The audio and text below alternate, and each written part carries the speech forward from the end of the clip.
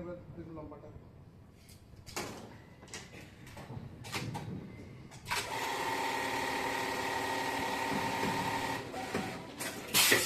এটা মোটামুটি বড় আছে।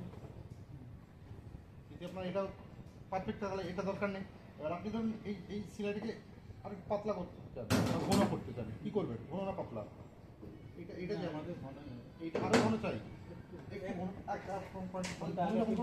এইটা ওয়ান আছে, আপনি মাইনাস করুন, আমি না শুধু এক কমালাম, হালকা আপনি বললেন এই ইন্টারটেনমেন্ট দিয়ে এই ব্যাপারটা করে দেবেন, ঠিক আছে?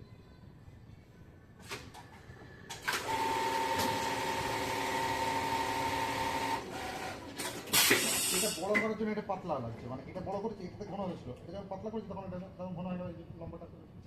আবার এটাই যখন আবার ওই হতে আনবে ঘন হয়ে গেছে, আপনি আরো কাপড় মারতে চান,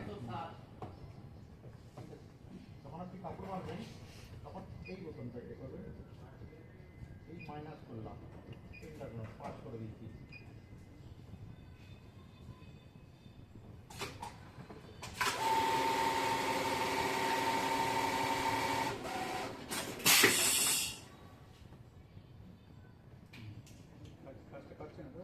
কাজ এবার বেশি দিয়ে কাটার যে কাপড় টানা রাখুন তো ওই জন্য আমি আর এর থেকে বেশি করা যাবে, কিন্তু এর থেকে বেশি করা যাবে না, আপনি করতে পারবেন, আমি দেখে দিলাম এইভাবে।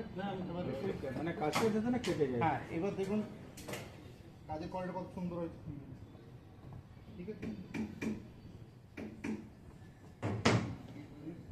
যখনই মানে প্রথম প্যাটার্ন আপনি দাঁড়াবেন, এই দাঁড়াবেন, এই দাঁড়াবেন, মাঝখান দরকার বন্ধ হয়ে গেল, আপনি বন্ধ করে দেবেন স্টপ।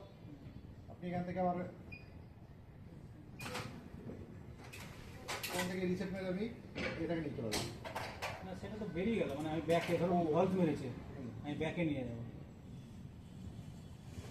কাজ বানাতে বানাতে ফলস মেরে দেবো, আমি ব্যাকে নিয়ে যেতে চাই।